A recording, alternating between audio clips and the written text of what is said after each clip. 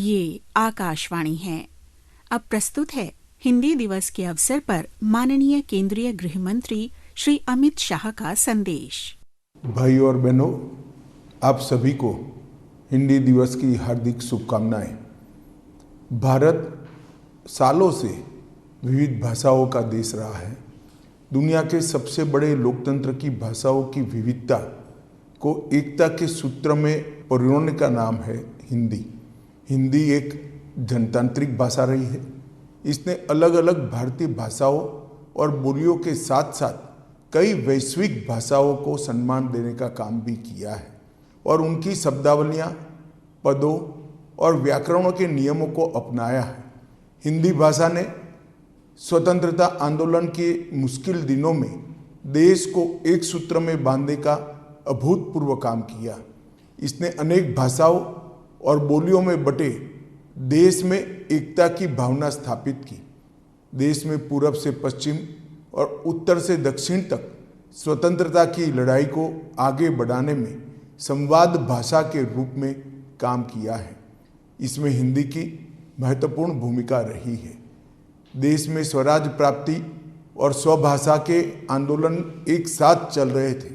स्वतंत्रता आंदोलन और स्वतंत्रता प्राप्ति के बाद हिंदी की महत्वपूर्ण भूमिका को देखते हुए संविधान निर्माताओं ने 14 सितंबर 1949 के दिन हिंदी को देश की राजभाषा के रूप में स्वीकार किया था।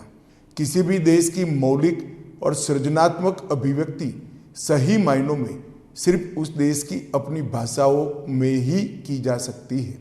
प्रसिद्ध साहित्यकार भारतेंदु हरिश्चंद्र ने कहा है कि निज भाषा उन्नति अहे सब उन्नति का मूल, यानी कि अपनी भाषा की उन्नति ही सभी प्रकार की उन्नति का मूल है। हमारी सभी भारतीय भाषाएं और बोलियां हमारी सांस्कृतिक धरोहर है, जिन्हें हमें एक साथ लेकर चलना है।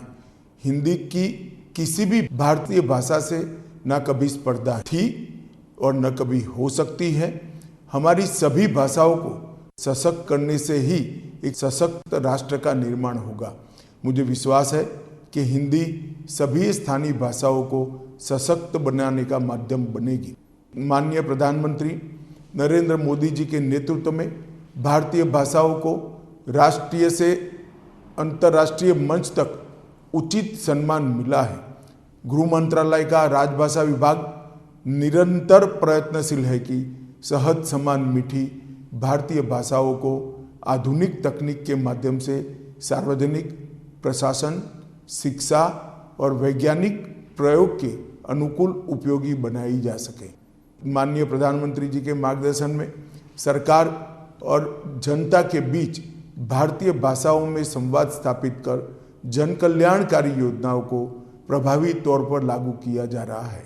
देश में राजभाषा में हुए कार्यों की समय समय पर समीक्षा के लिए संसदीय राजभाषा समिति का गठन किया गया था और उसे उत्तरदायित्व दिया गया था कि यह देश में सरकारी कामकाज में हिंदी का प्रयोग, उसकी प्रगति की समीक्षा करे और रिपोर्ट बनाकर माननीय राष्ट्रपति जी को प्रस्तुत करे। मुझे यह बताते हुए खुशी हो रही है कि माननीय राष्ट्रपति जी को इस रिपोर्ट का 12वां खंड प्रस्तुत किया जा चुका है। 14 तक इस रिपोर्ट के 9 खंड सौंपे गए थे, लेकिन हमने पिछले 4 वर्षों में 3 खंड प्रस्तुत किए हैं। 2019 से सभी 59 मंत्रालयों में हिंदी सलाहकार समितियां का गठन करने का काम समाप्त हो चुका है तथा इनकी बैठकें भी नियमित रूप से आयोजित की जा रही हैं। देश की विभिन्न क्षेत्रों में राजभाषा के प्रयोग को बढ़ाने की दृष्टि से अब तक कुल 528 नगर राजभाषा क्रियान्वयन समितियों का गठन भी किया जा चुका है।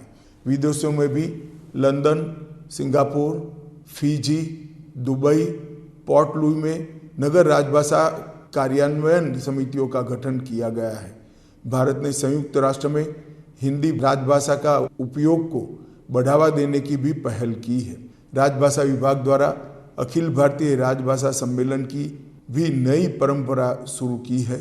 13-14 नवंबर 2021 बनारस में पहला और 14 सितंबर 22 को सूरत में राजभाषा सम्मेलन आयोजित किया गया। इस साल पुणे में यह तीसरा अखिल भारतीय राजभाषा सम्मेलन आयोजित किया जा रहा है। राजभाषा को तकनीक के अनुसार विकसित बनाने के लिए राजभाषा विभाग ने स्मृति आधारित अनुवाद प्रणाली कंठस्थ का भी निर्माण किया है। राजभाषा विभाग ने एक नई पहल करते हुए हिंदी शब्द सिंधु शब्दकोश का भी निर्माण किया है। इस शब्दकोश में संविधान की 8वीं अनुसूची में शामिल भारतीय भाषाओं के शब्दों को शामिल कर निरंतर उसको समृद्ध किया जा रहा है। विभाग ने कुल 90,000 शब्दों का ई महाशब्दकोश, मोबाइल ऐप और करीब 9,000 वाक्य का ई सरल वाक्यकोश भी तैयार किया है। भाषा परिवर्तन का सिद्धांत कहता है कि भाषा जटिलता से सरलता की ओर जाती है।